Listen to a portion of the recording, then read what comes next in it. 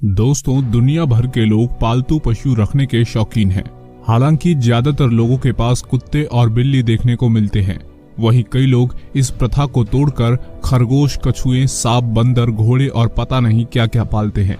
लेकिन दोस्तों, आपके मन में कभी न कभी ये विचार जरूर आता होगा कि आप क्यों ना किसी खूंखार जानवर को पालतू बनाकर अपने घर में पालें, जिसे आप घर से बाहर लेकर निकले तो सभी लोग इधर उधर भागने लगे। भले ही ये थोड़ा मुसीबत भरा हो सकता है, लेकिन एक ऐसा पालतू जानवर रखना जिसकी आवाज से ही लोग कांप जाएं, ये रौब अपने आप में ही आपको एक अजीब सा एहसास कराता है। दोस्तों, ये खूंखार जानवर जैसे कि जंगल का राजा शेर या फिर बाघ या ऐसे ही कोई और खूंखार जानवर हो सकता है। तो मेरे प्यारे दोस्तों, आज मैं आपको एक ऐसे परिवार की सच्ची घटना बताने वाला हूँ जिसने 2 शेरों को पालतू जानवर बनाकर तो पाला, पर उस परिवार के सदस्यों के साथ जो हुआ वो जानकर आपकी रूह कांप जाएगी। और अगर आप भी कोई खूंखार जानवर पालने के बारे में सोच रहे हैं तो आप भी ये ख्याल अपने दिमाग से उड़ा देंगे। आइए देखते हैं इस सच्ची और डरा देने वाली कहानी को। ये सच्ची कहानी है लैब और नीना के परिवार की, जिसने मिलकर 2 शेरों को अपने घर में रखा और दोनों को पाला।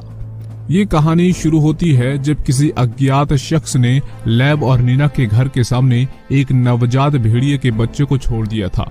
और जब इन दोनों ने इस भेड़िए के बच्चे को देखा तो उन्होंने इसे पालने के बारे में सोचा, पर अभी तक इन दोनों ने कोई पालतू जानवर अपने घर में नहीं पाला था, इसलिए इन्हें किसी जानवर को कैसे पालते हैं कुछ भी पता नहीं था।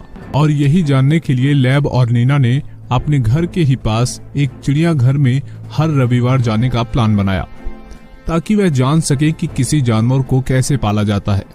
बहुत हद तक उन दोनों ने जानवरों को पालने के बारे में सीख भी लिया और उस भेड़िए के बच्चे का नाम रखा टॉम। कुछ समय बीता और दोनों हर रविवार को नियमित रूप से चिड़ियाघर जाते रहे। और एक दिन उन्हीं के परिवार की ईवा नाम की छोटी बच्ची भी उन्हीं के साथ चिड़ियाघर गई थी। और उसी रोज चिड़ियाघर की एक शेरनी ने एक छोटे से बच्चे को जन्म दिया था और ईवा उस शेरनी के बच्चे को अपने साथ ले जाने की जिद करने लगी। उसकी जिद के आगे परिवार वालों की एक भी न चली और फिर अंत में उसके घर वालों ने किसी तरह जू मैनेजर को मना लिया कि वो शेर के बच्चे को उन्हें दे दे। और कुछ इसी प्रकार से लैब और नीना ने एक शेर के बच्चे को गोद ले लिया। दोनों शेर के बच्चे को अपने घर लाए और उसका नाम रखा किंग।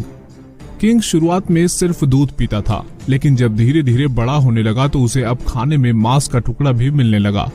कुछ समय बीता, किंग अब एक तंदुरुस्त शेर बन चुका था। अब लैब और नीना के सामने जो सबसे बड़ी समस्या थी वो ये थी कि उनका किंग शेर की तरह नहीं बल्कि बिल्ली की तरह व्यवहार करने लगा और छोटे बच्चों के साथ मिलकर खेलता, घर आने जाने वाले सभी लोगों को प्यार से जीभ से चाटता। और उसका यही व्यवहार एक दिन चर्चा का भी कारण बना।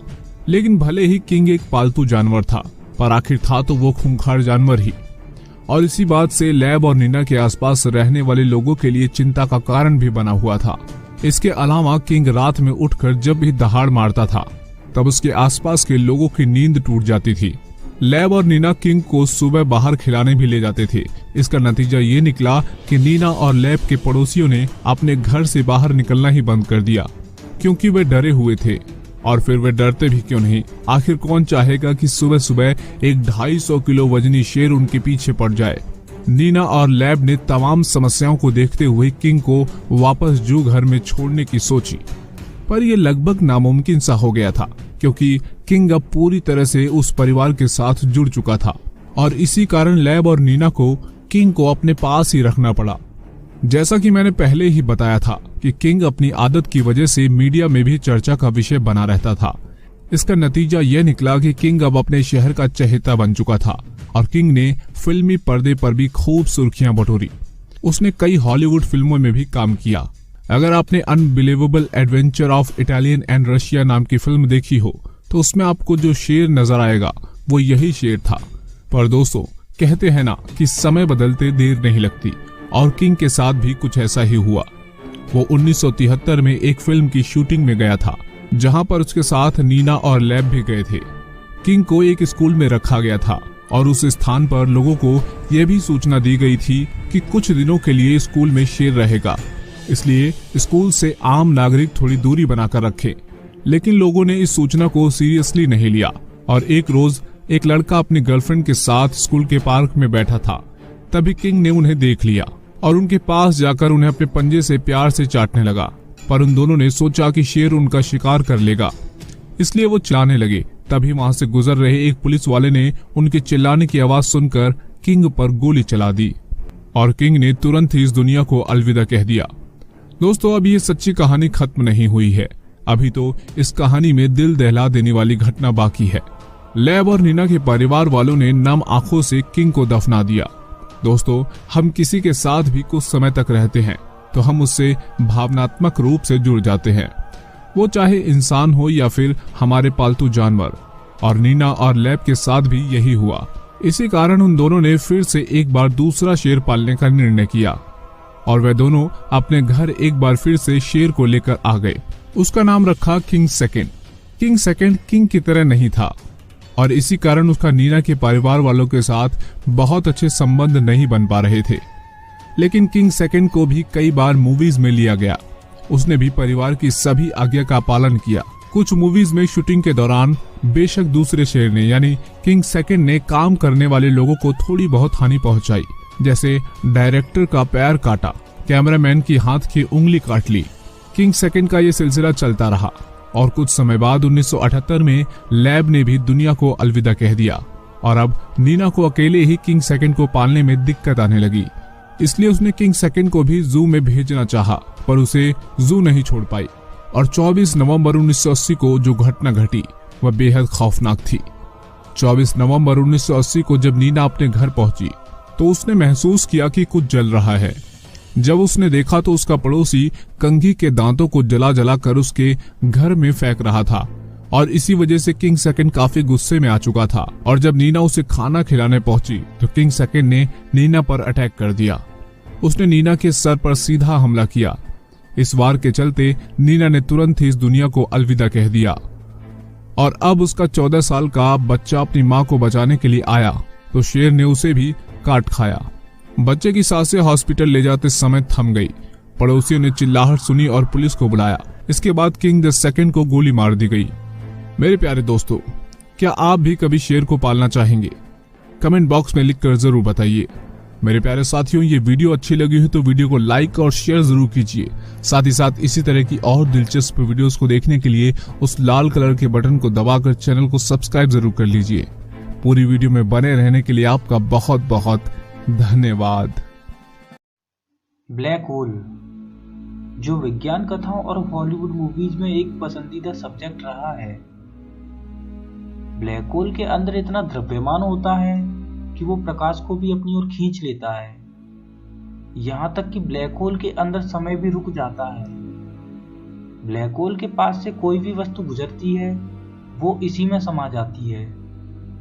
ब्लैक होल अंतरिक्ष में मौजूद एक ऐसा दानव है जो अपनी पृथ्वी से लाखों गुना बड़े ग्रहों को भी पलक झपकते ही खत्म कर सकता है।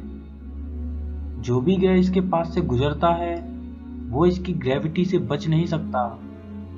ब्लैक होल की ग्रेविटी इतनी अधिक होती है कि ये अपनी पृथ्वी को भी पलक झपकते ही एक कंचे इतना छोटा बना सकता है।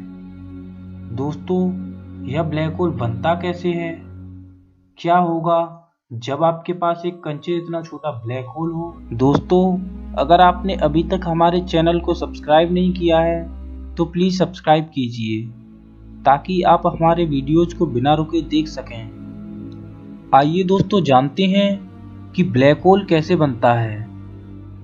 दोस्तों, एक तारे में हाइड्रोजन गैस होती है।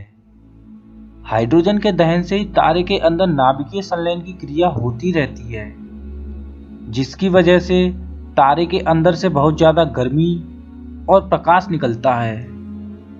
एक तारे के अंदर दो तरह की ऊर्जा पाई जाती है, गुरुत्वाकर्षण ऊर्जा और नाभिकीय संलयन ऊर्जा। गुरुत्वाकर्षण ऊर्जा तारे को अपने केंद्र की ओर खींचती है, लेकिन नाभिकीय संलयन ऊर्जा तारे के अंदर हो रहे विस्फोटों की वजह से तारे को बाहर की तरफ धकेलती है। इन दोनों ऊर्जाओं की वजह से ही तारा बैलेंस यानी संतुलित रहता है। दोस्तों, किसी भी तारे का अंत इसके अंदर पाई जाने वाली दोनों ऊर्जाओं में से किसी एक के कमजोर पड़ने पर होता है। ये तारे के आकार पर निर्भर करता है कि कौन सी ऊर्जा ज्यादा भारी पड़ेगी। अगर तारे का आकार छोटा होगा तो नाभिकीय संलयन ऊर्जा गुरुत्वाकर्षण ऊर्जा पर भारी पड़ेगी, और अगर तारे का आकार बड़ा हुआ तो गुरुत्वाकर्षण ऊर्जा भारी पड़ेगी। यह सब कैसे होता है, आइए जानते हैं। दोस्तों, किसी भी तारे को बैलेंस रखने के लिए दोनों ऊर्जाओं द्वारा लगाए गए बल एक दूसरे से विपरीत दिशा में बराबर होने चाहिए। अगर किसी तारे का आकार अपने सूर्य के आकार से छोटा होता है तो उस तारे की ग्रेविटी तारे के छोटे होने की वजह से थोड़ी कम होती है। वो ग्रेविटी तारे के अंदर हो रहे हाइड्रोजन के विस्फोटों को बांधे रखने में सक्षम नहीं रह पाती और इस वजह से तारा फट जाता है। इस प्रोसेस को हम सुपरनोवा बोलते हैं और इस प्रोसेस की वजह से तारा न्यूट्रॉन स्टार बन जाता है। और दोस्तों, जो तारा अपने सूर्य के आकार से बड़ा होता है उसमें गुरुत्वाकर्षण ऊर्जा बहुत ज्यादा होती है। दोस्तों, हम सब जानते हैं कि तारे के अंदर जो हाइड्रोजन नामक ईंधन होता है वो धीरे धीरे जलकर खत्म होता चला जाता है। इस वजह से नाभिकीय संलयन ऊर्जा कम पड़ती जाती है और उसकी गुरुत्वाकर्षण ऊर्जा बढ़ती जाती है। और जब तारे का सारा हाइड्रोजन जल जाता है तो उसमें नाभिकीय संलयन ऊर्जा खत्म हो जाती है और तारे में अधिक शक्तिशाली गुरुत्वाकर्षण ऊर्जा बचती है, और वो सारी गुरुत्वाकर्षण ऊर्जा तारे को अपने केंद्र की ओर खींच लेती है, जिससे तारा सिकुड़कर एक ब्लैक होल बन जाता है, जिसकी ग्रेविटी इतनी तीव्र होती है कि वो प्रकाश को भी अपने अंदर खींच लेता है, जिस वजह से प्रकाश की किरणें रिफ्लेक्ट होकर हम तक नहीं आती। इसी वजह से हम ब्लैक होल को देख नहीं सकते। दोस्तों, जब हम ब्लैक होल को देख भी नहीं सकते तो वैज्ञानिकों ने काफी ब्लैक होल्स कैसे खोज निकाले, आइए जानते हैं। दोस्तों, जब प्रकाश ब्लैक होल के पास से गुजरता है तो प्रकाश ब्लैक होल की तरफ मुड़ जाता है और लाइट रेज ब्लैक होल के पास पहुंचकर थोड़ी कर्व में आ जाती हैं। इस वजह से पता चलता है कि वो एक ब्लैक होल हो सकता है जो प्रकाश को निगल रहा है। दोस्तों, हमारा सूर्य भी एक तारा है जिसके अंदर हाइड्रोजन के दहन से विस्फोट हो रहे हैं। हमारा सूर्य अभी तो बैलेंस स्थिति में है, लेकिन धीरे धीरे इसका भी ईंधन खत्म हो जाएगा